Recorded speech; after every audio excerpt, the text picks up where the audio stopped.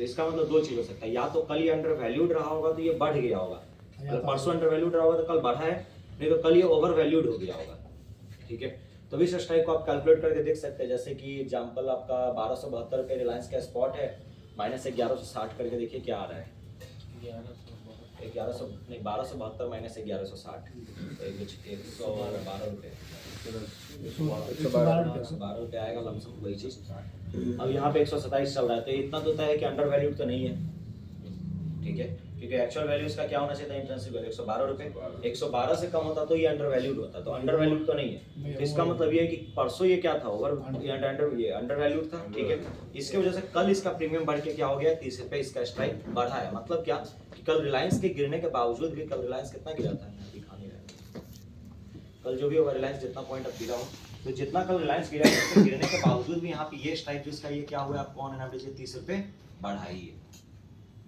ठीक है, और यहाँ पे आपको लमसम ये वॉल्यूम भी दिख ही रहा है, ठीक ठाक है, आप ट्रेड कर सकते थे। ठीक है, सेम ऐसा ही अगर कुछ पुट साइड में आपको दिखेगा तो ठीक है, बहुत डीप, बहुत ज़्यादा डीप नहीं मिलेगा नहीं, पर वो बहुत ज़्यादा डीप नहीं, वहाँ पे बायर सेलर ही नहीं मिलेगा आपको।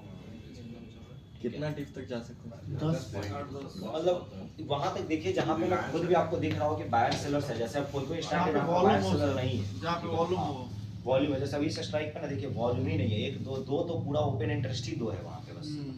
तो वैसे स्ट्राइक्स में आप फंस जाइएगा, अगर आपको धोखा से अगर बाई हो भी गया ना तो सेल करने समय सेल ही नहीं होगा, क्योंकि कोई बायर नहीं आएगा, तो आपको उस ऑर्डर को ना एक्सपायरी तक लेके बैठना पड़ेगा फिर। ऑटोमेटिक खत्म हो जाएगा। तो इसीलिए इसमें मतलब इसमें वॉल्यूम मेन चेक करके जाना होगा, बस एक यही चीज़ है कि जहाँ पे आपको वॉल्यूम अच्छा दिख रहा है कि जैसे स्ट्राइक पे वॉल्यूम है, ओआई भी ठीक ठाक है। ठीक है, वैसे भी स्टॉक्स में ओआई ज़्यादा बनता नहीं है। ठीक है, रिलायंस है तो फिर भी इसमें आपको थोड़ा बहुत दिख जाएगा, नहीं तो और किसी स्टॉक में खुलेगा तो आपको वो भी नहीं दिखेगा। ठीक है, तो ये चीज़, तो यहाँ से आप किसी भी स्टॉक्स में खोल के यहाँ से आप इसमें ट्रैक करके देख सकते हैं। जैसे मान लीजिए एसबीआई में देख लीजिए, अच्छा 28 नवंबर खुला हुआ था क्या पहले,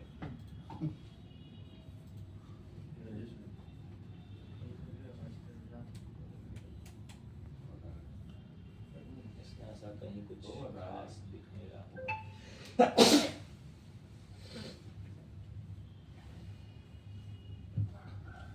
इसमें ऐसा कुछ नहीं है, जैसा ये नॉर्मल चल रहा है वैसे ही, इसमें कोई दिक्कत नहीं है।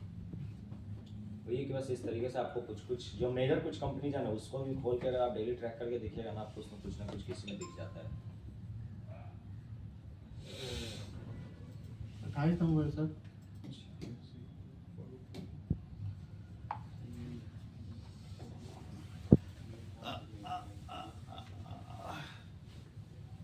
कोई ऐसा कुछ नहीं है इसमें भी। ये कंसेप्ट समझ में आ गया ना, अब इससे आप इसको बस एक रॉल ओवर कम किया होगा लोग सर, हाँ सब में रॉल ओवर कम किया होगा।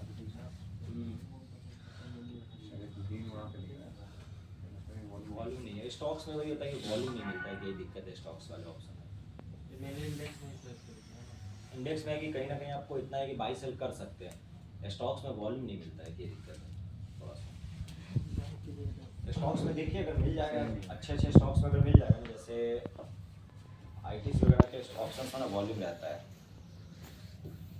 उन सब में अगर मिलता है, कुछ कुछ वैसे स्टॉक्स का नाम फिल्टर कर लीजिए जिसमें कि आपको वॉल्यूम दिख रहा है, वैसे वाले में फिर लीजिएगा तो वहाँ आपको मिल जाएगा थोड़ा बहुत। ठीक है, वोडाफोन वोडाफोन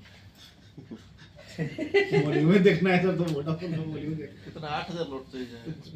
और ये उसको लेने से पहले अंदर से जिगरा होना चाहिए कि सारा जरा सा मूव करता है। आईटीसी के भी बोले थे 5000 के आसपास है सर ना? क्या लॉट साइज? आईटीसी का, हाँ आईटीसी का लॉट साइज 5000 से 5500 हो गया है, 5500 टाटा स्टील का है, टाटा स्टील इसका कम है 250, मतलब इसका तो 20 वही शायद 2500 के आसपास है, 2025। ठीक है, यहाँ तक में पहले कोई डाउट है? अब देखिए इस ओवाई में एक पॉइंट आता है, ओवाई को हम लोग एनालिसिस एक इसमें वर्ड होता है, जो सबसे पहले जो नॉर्मल है इसको पहले समझ लीजिए। 1600 का आईटीसी, जैसे कल ही का देख लीजिए एक्सपायरी डेट 28 नवंबर 2024। ठीक है, अब इसमें जो नॉर्मल एक मार्केट में कंसेप्ट चलता है वो ये होता है कि अगर माना ये जाता है पहली चीज़ की, मतलब इस ऑप्शन चेन एनालिसिस को करने का मतलब ये है कि आप ये ट्रीट करके चलिए कि बीइंग ऑप्शन सेलर, जितने भी मार्केट में ऑप्शन सेलर्स हैं, ठीक है, वो एक पैसे वाले लोग हैं, ठीक है, वो मार्केट में आपसे हमारे से ज्यादा समझदार है, ठीक है, और जिसका ज्यादा पैसा लगा हुआ है मार्केट में, वो मार्केट को अपने हिसाब से चलाने का कोशिश करेंगे। मतलब सीधा सा लॉजिक है, जो 1000 करोड़ लगा के बैठा है ना, वो कभी भी नहीं चाहेगा कि मार्केट मेरे एंटी जाए, ठीक है ना, उसको जरूरत पड़ेगा तो वो 2000 करोड़ और सेल करके बैठ जाएगा, ठीक है। तो सर ये लोग तो और मान लीजिए पोजीशन मान लीजिए कि बना के भी मार्केट को ऊपर नीचे कर रहा होगा ना। हाँ वो करते हैं, मैनिपुलेशन तो है, वो कुछ कहना है, मैनिपुलेशन तो है, वो तो होता है नो डाउट। तो देखिए जैसे यहाँ पे हम लोग अब इसमें ट्रैक क्या करते हैं, तो सबसे पहले हम लोग इसमें ट्रैक करते हैं ओआई को, ठीक है। मेनली यहाँ पे जो डेटा हमारे सामने दिखता है वो क्या क्या है, तो ओआई, चेंज इन ओआई, ये सब। तो ओआई को हम लोग क्या करते हैं, यहाँ पे ट्रैक करते हैं, ठीक है। ओआई ट्रैक करने का मतलब क्या होता है कि अगर मान लीजिए मार्केट में कभी भी इस कॉल साइड में हम लोग ट्रैक करेंगे, सबसे ज्यादा ओआई किस स्ट्राइक प्राइस पे है, ठीक है, सबसे ज्यादा ओआई ओपन इंटरेस्ट कौन से स्ट्राइक पे है, वो हम इसमें ट्रैक करते हैं। तो कभी भी आपको सबसे ज्यादा ओआई जो दिखेगा ना, वो आपको एट द मनी से आउट ऑफ द मनी के ही पोर्शन में दिखता है। इन द मनी में सबसे ज्यादा आपको ओआई नहीं दिखता है, क्यों? क्योंकि being a option seller, option selling कौन से स्ट्राइक पे करना चाहिए, मतलब आउट ऑफ द मनी करना चाहिए। तो आउट ऑफ द मनी पे जो ऑप्शन सेलर्स होते हैं ना, वो आउट ऑफ द मनी को सेल करते हैं। But being a option buyer, जो पैसा को 1 का 2 का 4 करने आ रहे हैं, वो लोग भी कहाँ ट्रेड कर रहे हैं, out of the money, out of the money में ही ट्रेड कर रहे हैं, ठीक है। तो इसीलिए यहाँ पे आप कभी भी जाइएगा ना, तो आपको एट द मनी से लेके आउट ऑफ द मनी के बीच में आपको एक अच्छा खासा ओआई दिखेगा, ठीक है, क्लियर।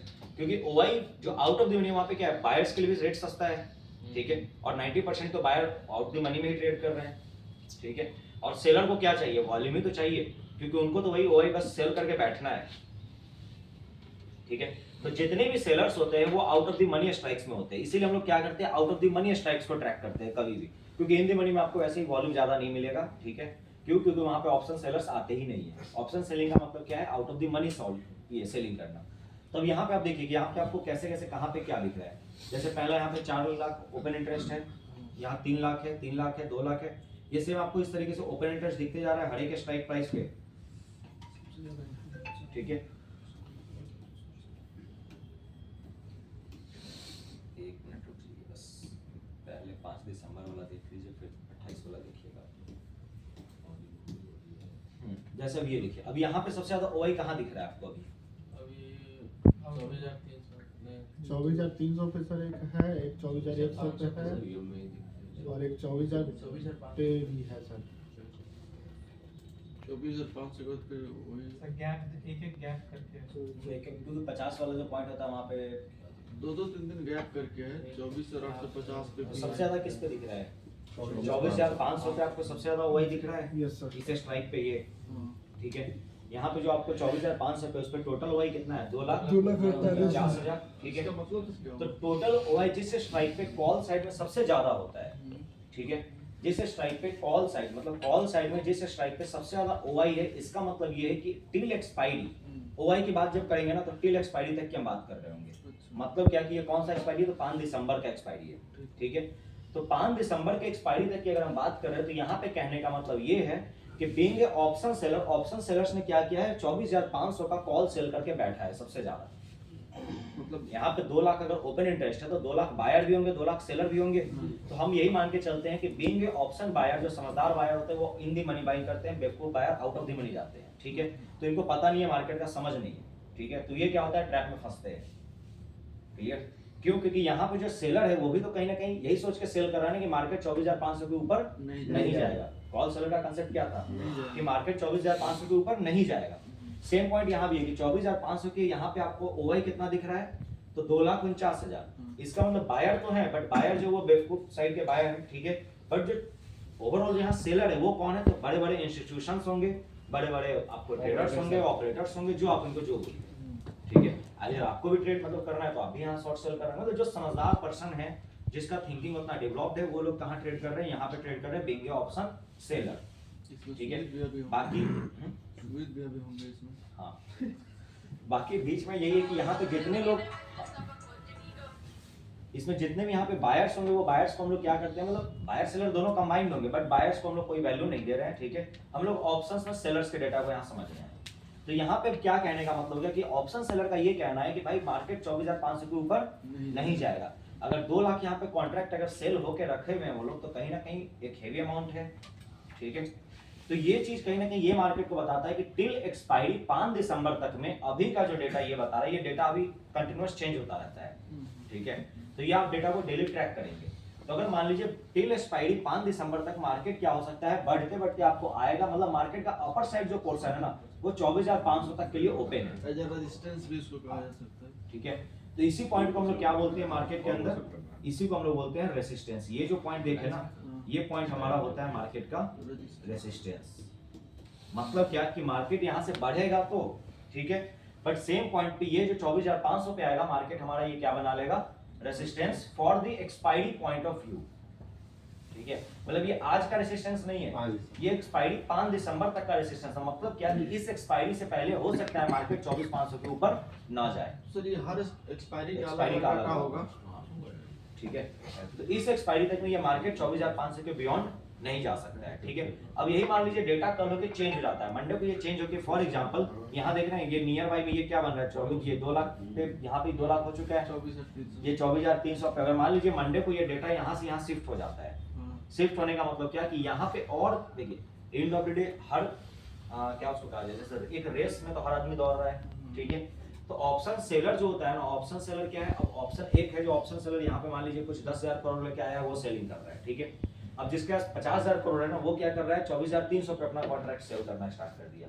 मतलब वही जो एक कहावत की हर बड़ी मछली क्या कर रही है, छोटे मछली को खा रही है, ठीक है। तो ऐसा नहीं कि हर ऑप्शन सेलर ही राजा है, ठीक है ना। अगर आप एक ऑप्शन सेलर है जो कि 100 रुपए लेके आ रहे हैं, तो आपके पीछे एक और ऑप्शन सेलर है जो 500 रुपए लेके आ रहा है, तो आपको निकलने आ रहा है। मतलब आप बायर को निकल रहे हैं, वो आपको ही निकल जा रहा है, ठीक है। तो सेम यहाँ कंसेप्ट ये होता है कि अगर मान लीजिए कल हो के दिन ये 2 लाख जो यहाँ पे ऑप्शन में ओपन इंटरेस्ट है, ये मंडे को अगर बढ़ के यहाँ 3 लाख हो गया, तो ये जो आप 24,500 वाला है ना, ये 24,500 हमारे लिए कोई काम का नहीं होगा। मतलब क्या कि मार्केट में जो नया रेसिस्टेंस बन गया वो कौन सा बन गया, 24,300। मतलब क्या कि अब इस 5 दिसंबर तक के एक्सपायरी तक में ना मार्केट 24,300 तो बियॉन्ड नहीं जा सकता है, ठीक है। बात समझ में आया। तो जैसे जैसे ओपन इंटरेस्ट ऊपर या नीचे की तरफ शिफ्ट होगा, वैसे वैसे हमारा ये क्या होगा, रेसिस्टेंस शिफ्ट होते रहता है। क्लियर है पहले ये पॉइंट ओवाई वाला कांसेप्ट। Yes sir. सेम अगर पुट साइड में अगर जाते हैं, पुट साइड में देखिए कि सबसे ज्यादा ओवाई किस स्ट्राइक प्राइस पे है, ठीक है। सबसे ज्यादा ओवाई आपको कौन से स्ट्राइक पे आपको दिख रहा है, यहाँ पे आउट ऑफ द मनी में जा रहा है, तो 23,500 पे है, 2 लाख, ठीक है। तो अगर 23,500 पे अगर सबसे ज्यादा ओवाई है, इसका मतलब क्या होता है कि अगर मार्केट में, ये कहने का मतलब है कि अगर मार्केट में जहां से है ना, ठीक है ना, उस पॉइंट पे, अब इस पॉइंट पे सेलर होंगे, बायर होंगे, दोनों होंगे, ठीक है। बट पुट सेलर का क्या मतलब होता है, मार्केट उससे नीचे गिरने नहीं देंगे, मार्केट उससे नीचे भी नहीं जाएगा। तो इनका यही कहना है कि मार्केट 23,500 के नीचे नहीं जाएगा, ठीक है।